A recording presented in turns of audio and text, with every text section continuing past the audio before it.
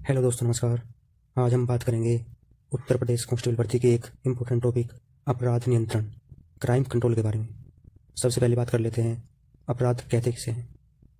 तो किसी भी कानून के विरुद्ध अगर कोई कृत्य किया जाता है जो कानून विरोधी हो, तो ऐसे किसी भी कृत्य को अपराध की श्रेणी में रखा जाता है। अपराध समय व स्थान के साथ साथ बदलता रहता है। यह जरूरी नहीं कि प्रत्येक अपराध हर जगह हमेशा हर देश में अपराध की श्रेणी में आता हो। कभी कभी ऐसा भी हो सकता है कि जो कृत्य एक देश में अपराध है वह दूसरे देश में अपराध न हो। जैसे सऊदी अरब में शराब यानी मदिरापान अपराध की श्रेणी में आता है, लेकिन पश्चिमी देशों में यह आम बात है, यह अपराध नहीं होता। बिना उद्देश्य या बिना सामर्थ्य के किया गया कोई भी कार्य अपराध की श्रेणी में नहीं आता। इसी के साथ साथ यदि कोई कृत्य वैधानिक औचित्य के रूप में किया जाता है तो वह भी अपराध की श्रेणी में नहीं आता। सभी हानिकारक कृत्य भी अपराध की श्रेणी में नहीं आते। केवल वही हानिकारक कृत्य अपराध की श्रेणी में आते हैं जो कानूनी रूप से गलत होते हैं। अब बात करेंगे अपराध के प्रकार के बारे में। इसके बारे में आपको पता ही होगा। आयकर चोरी, साइबर क्राइम, बैंकिंग फ्रॉड, लूट, हत्या, बलात्कार, चोरी, ट्रैफिक नियमों का उल्लंघन, ये सभी अपराध की श्रेणी में आते हैं। व्यंजन नाम के एक व्यक्ति के अनुसार अपराध की 5 श्रेणी हैं: राजनीतिक अपराध, सामाजिक अपराध, आर्थिक अपराध, मिश्रित अपराध और 5वां है धन से संबंधित अपराध। इस प्रकार हम कह सकते हैं कि व्यंजन महोदय के अनुसार अपराध की 5 श्रेणियां हैं।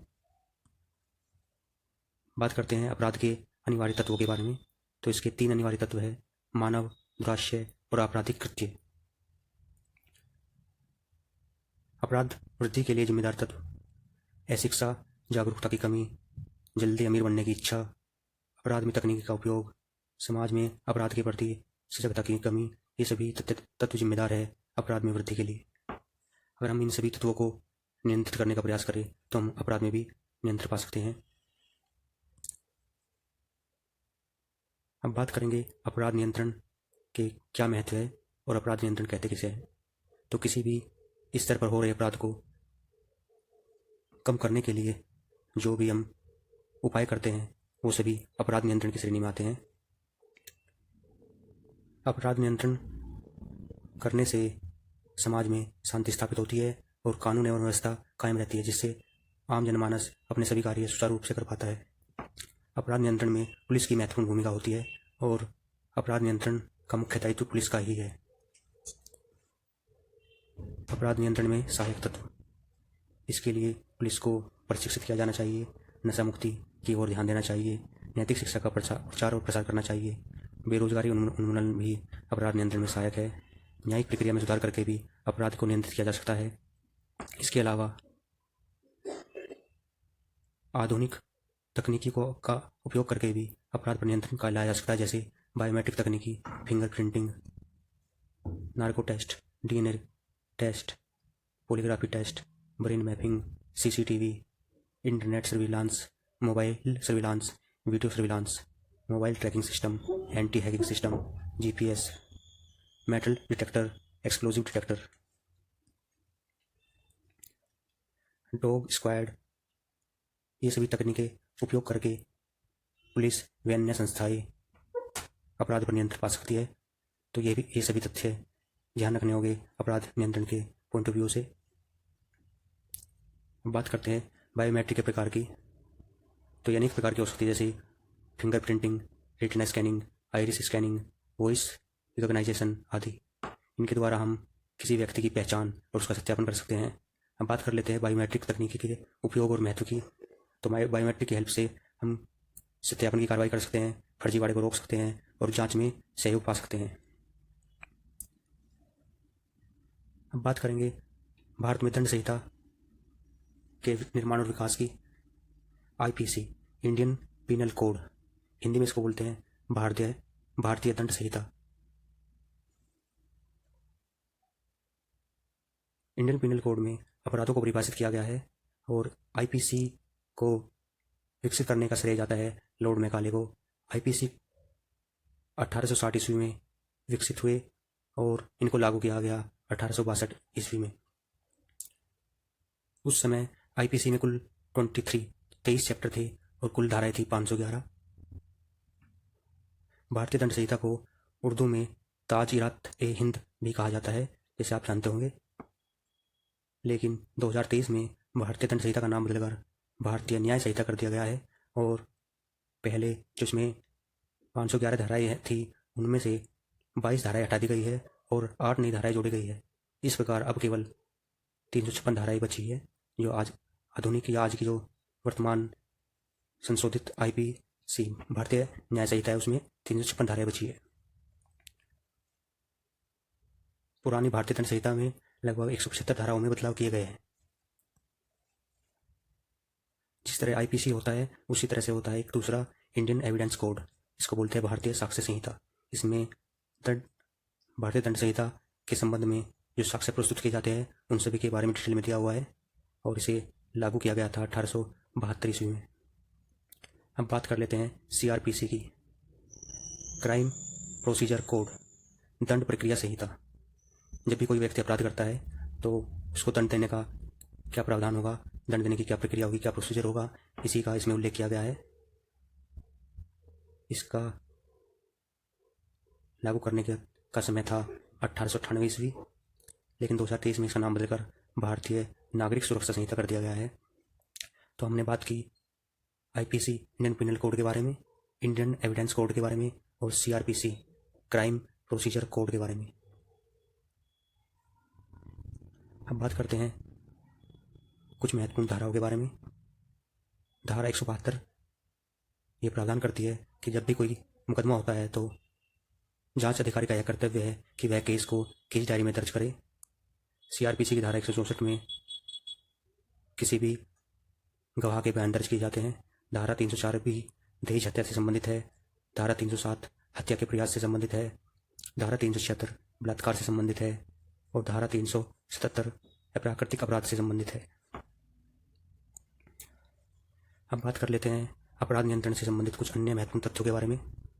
FIR, इसकी फुल फॉर्म होती है फर्स्ट इंफॉर्मेशन रिपोर्ट, प्राथमिक सूचना रिपोर्ट। FIR के बाद जांच अधिकारी अन्वेषण प्रारंभ करता है और अन्वेषण पूरा होने के बाद अभियुक्त को न्यायिक अभिरक्षा में भेज दिया जाता है। न्यायिक अभिरक्षा को इंग्लिश में जुडिशरी कस्टडी भी बोलते हैं। किसी भी अभियुक्त को डिमांड स्वीकृत करने का अधिकार मजिस्ट्रेट को होता है।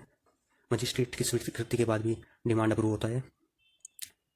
पुलिस अभिरक्षा का रिमांड अधिकतम 15 दिन का हो सकता है।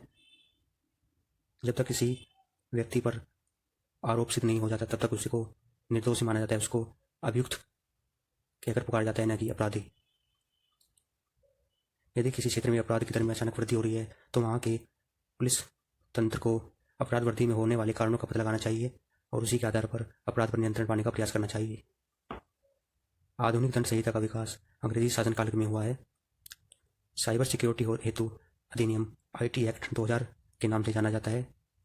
IT एक्ट 2000 17 अक्टूबर को लागू हुआ था पूरे देश में। पुलिस एवं नागरिकों के बीच आपसी समन्वय बहुत ही जरूरी है और इस समन्वय को सामुदायिक पुलिस व्यवस्था के नाम से भी जाना जाता है। यह अपराध नियंत्रण का सर्वश्रेष्ठ साधन है। अपराध मानव की असहज प्रवृत्ति है। राष्ट्रीय साइबर सुरक्षा नीति का निर्माण 2013 में किया गया था। किसी सोशल प्लेटफॉर्म पर किसी व्यक्ति विशेष के विरुद्ध अशोभनीय टिप्पणी करना साइबर बुलिंग के नाम से जाना जाता है। झूठ बोलकर किसी से पर्सनल इन्फॉर्मेशन जैसे ATM, बैंक खाता या कोई पासवर्ड या कोई महत्वपूर्ण जानकारी प्राप्त करना फिशिंग कहलाता है। कंप्यूटर के क्षेत्र में सबसे पहला कंप्यूटर वायरस C-BRAIN को माना। व्हाइट हैट हैकर्स ऐसे हैकर्स होते हैं जो किसी संस्था या सरकार के लिए हैकिंग का कार्य करते हैं।